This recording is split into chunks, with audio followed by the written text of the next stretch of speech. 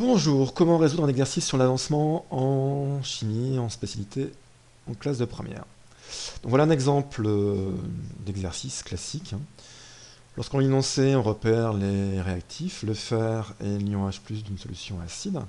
On repère les produits formés, le dihydrogène H2 et les ions fer2 Fe2+. Étape 1, écrire l'équation de réaction. Là, tout simplement, on reprend les formules des réactifs, celles des produits. On équilibre ensuite les éléments chimiques, fer 1, hydrogène 2, hydrogène 2. On vérifie si les charges sont équilibrées. Là, on a 2 charges de plus à gauche, 2 charges de plus à droite. L'équation est équilibrée. Alors après, on va chercher l'état final de la réaction, donc construire un tableau d'avancement. Au préalable, on va calculer les quantités de matière initiale des réactifs. Le fer, c'est un solide. Sa quantité de matière, c'est petit m sur grand M. La masse molaire, on la retrouve dans le tableau périodique. H+, c'était un ion dissous dans une solution aqueuse, donc N est égal à C fois V. N'oublie pas de convertir le volume en litres.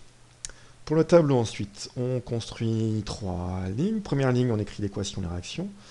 On fait une colonne par espèce chimique qui intervient dans l'équation de la réaction. État initial, on y place la quantité de matière initiale des réactifs. On les a calculés au préalable. Et pour les produits, c'est 0 s'il n'a pas au départ. État final, là on tient compte de l'état initial et de l'avancement maximal.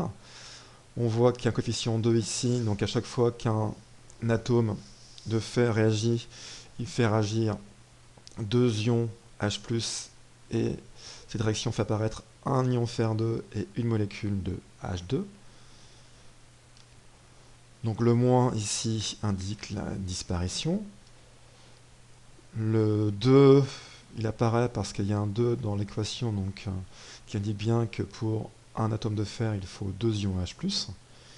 Et pour les produits formés, c'est Xmax, Xmax, donc 1 et 1, parce que leur coefficient stoichiométrique respectif, c'est 1 pour chacun d'entre eux. Maintenant, on va chercher l'état final, mais les quantités de matière cette fois-ci. Combien il reste de fer, d'ion H+, combien a-t-on formé de produits?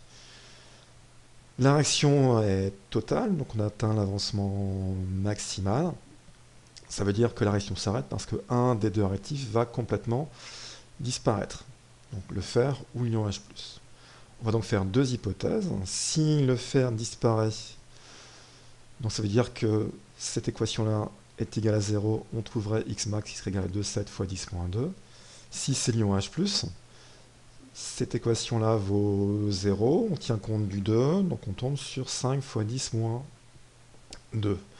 L'avancement commence à 0, il atteint d'abord 2,7 10-2 avant d'atteindre 5 fois 10-2. Conclusion, le fer est le réactif limitant. Xmax vaut 2,7 fois 10 moins 2. Donc c'est bien les clous qui vont disparaître en premier, parce que c'est une des questions posées ici.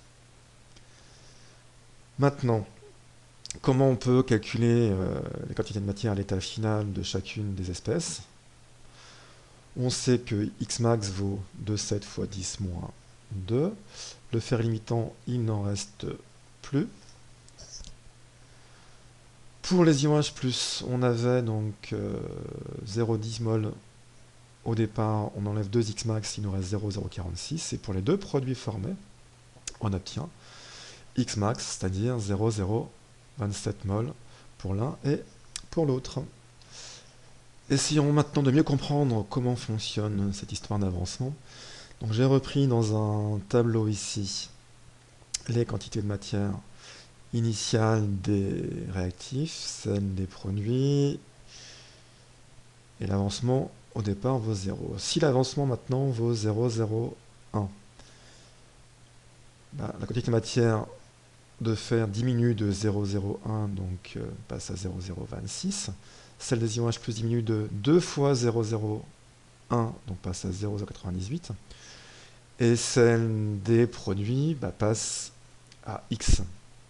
Maintenant, on va faire augmenter petit à petit l'avancement. Donc voilà, donc on voit qu'au cours de la réaction, il y a de moins en moins de produits, de réactifs restants et de plus en plus de produits formés. À force d'augmenter l'avancement, il y a un moment où un des deux, j'y suis presque, va arriver à 0. On le voit ici, quand l'avancement vaut 0,027, il n'y a plus d'ion fer 2, on a bien 0,046 mol d'ions H+, qui sont encore présents, et voilà les quantités de matière des produits formés. Donc c'est bien l'atome de fer qui est le réactif limitant.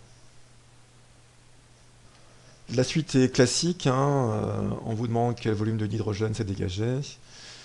On a affaire ici à un gaz, donc on va calculer le volume en partant du volume molaire et de la quantité de matière qu'on a trouvée à l'état final. Donc V c'est N fois Vn, on trouve 0,65 litres de d'hydrogène.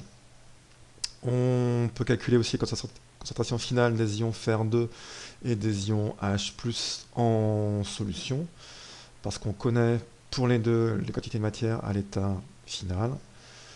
C, c'est N divisé par V pour l'un et pour l'autre, et on trouve ainsi facilement les quantités de matière, plutôt les concentrations molaires de l'un et de l'autre. Merci de votre écoute.